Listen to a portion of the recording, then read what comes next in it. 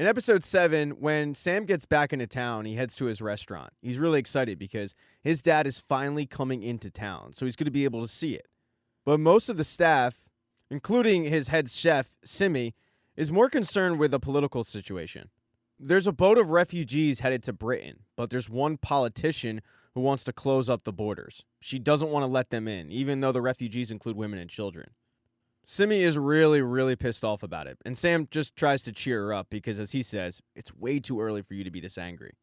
After checking in on the restaurant, though, he has to head to the training facility to go through practice.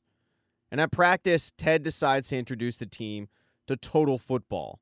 The idea that he dreamt up in a somewhat fever dreamish state, but was actually created years earlier. Beard gives a whole presentation on its origins, its ideas, who uses it, who's been successful with it. And the idea of it is positionless football. If you want to jump up in the rush, that's fine, but somebody needs to know to drop back. All of the team is kind of hesitant to buy into this idea. And Roy gets up and yells at all of them, "This is what we're doing. We're going to train this, and in a couple of months, we'll be experts at total football." But there was a communication disconnect between Roy, Beard, and Ted, because Ted informs him, "No, we're actually doing this today, and we're going to unveil it this week." And Roy says, "Well, that's just dumb." But they try it day one. It doesn't go great. And after practice, Beard and Ted head off to the bar. When May, the bartender and owner, drops off the beer, they can tell that she's disappointed. And she explains that when Richmond isn't doing well, business doesn't do well. So yeah, she isn't in the best mood. And neither are the supporters. They walk up to Ted and tell him that they got too soft on him. It's pretty clear that when they were hard on him, the team performed better. And Ted understands their frustration, so he actually invites them to come watch practice all week. Beard thinks this is a wild idea, but as Ted says, hey, it's their team. We're just renting it for a bit. The next day, when they show up to the training facility, there are the supporters sitting there, wanting to see what Ted Lasso has in store. He tells the group that there are 4 things they need to focus on. Number 1 is conditioning. They have to be able to run up and down the pitch and then some. Number 2 is versatility. They need to be able to play everywhere. Number 3 is awareness, because they have to know where to play and when. And then number 4, well, Ted doesn't know what that one is yet, but he'll get to it later. So they start off with the conditioning, and Roy runs them to death.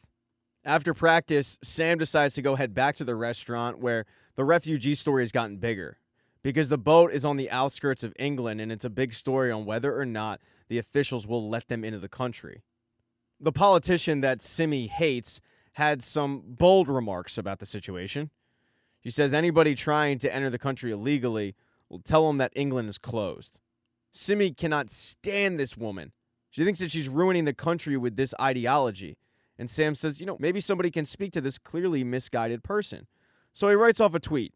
It simply reads, "Profoundly disturbed by the situation in Portsmouth Harbor.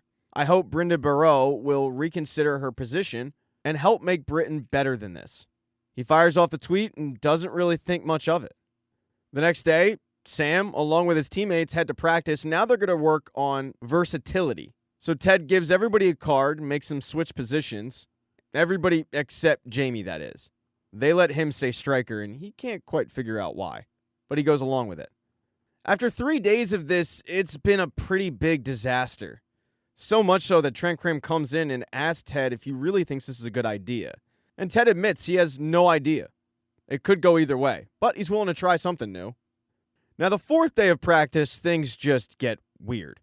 They work on awareness, and the way they do this is by tying strings to one another's tails. Because if somebody's going to go up, then the other person needs to go back, so you need to be aware of where your teammates are at all times. And Roy figured that this would be the way to do it. It's a bold training tactic, and it doesn't work at all. But after practice, Sam comes off the pitch, opens his phone, and there's a tweet from that politician, Brenda Barrow. She says that Sam should worry less about the safety of our nation and worry more about being a mediocre player on a mediocre team. Hashtag shut up and dribble. This comment hurts, and Sam decides to respond with saying, well, I'd rather be a mediocre player than a world-class bigot. Before practice the next day, Sam decides to once again head to the restaurant, but he's surprised at what he finds, because the whole place has been absolutely destroyed.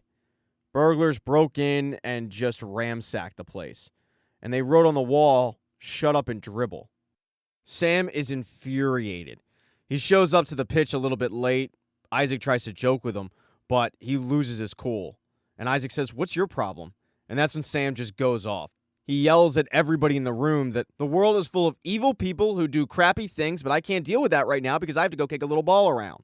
Which, by the way, those same people love me for, unless I mess up, and then they hate me again, and they want to ship me back to where I came from. Sam is irate. It takes all of the team back. Well, more than the team, it takes his father back, because Sam was unaware that his dad was in the room. And when Sam sees his father, he just walks up to him and cries into his arms. The team and Ted give Sam a little bit of time alone so they can chat it out. Sam reveals to his dad that he doesn't even know if he's going to reopen the restaurant. And his dad said, "That's ridiculous, Sam. You absolutely have to open the restaurant. Do it for the people that come here looking for a taste of home. And as for the people who did this, if you really want to piss them off, forgive them. Yeah, just act like it's nothing." This chat with his dad does a lot for Sam to make him feel better about the situation. But it also means a lot to Sam and his dad when Ted walks up and says, "Hey, if you want to sit out, you can." Although his dad says, "Oh, no, he's not sitting out. He's going to practice."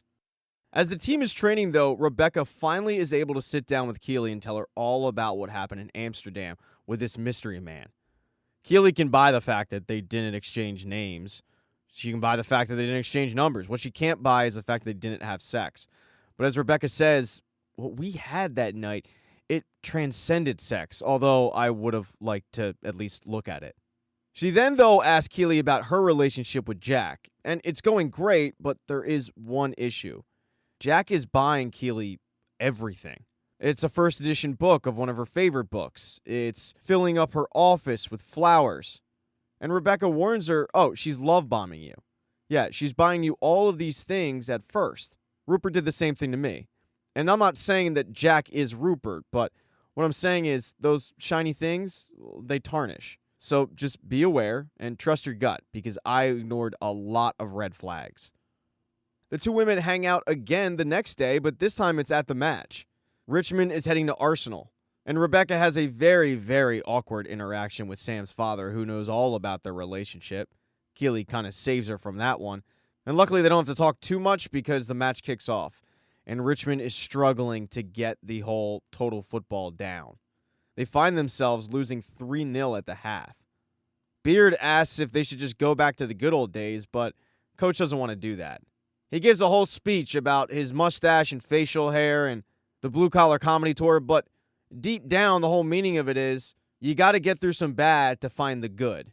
So what they're going through now is nothing more than growing pains. Jamie then speaks up to the group and tells them that everybody is playing total football wrong, including himself. He's listed as striker, but what he should be doing is he should be playing midfield, because the whole game should be going through him.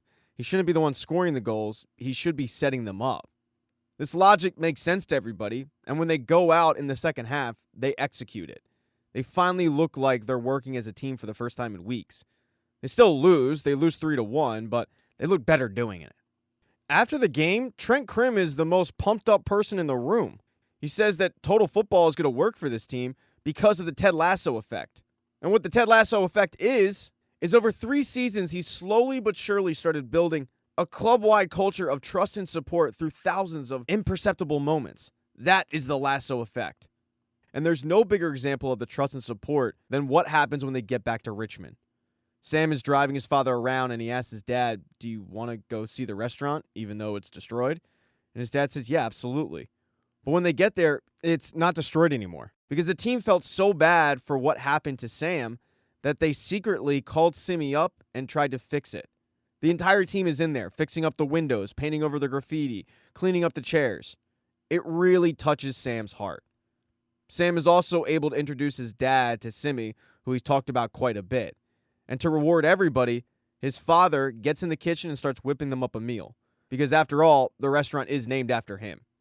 And speaking of meals, Nate finally gets his date with Jade.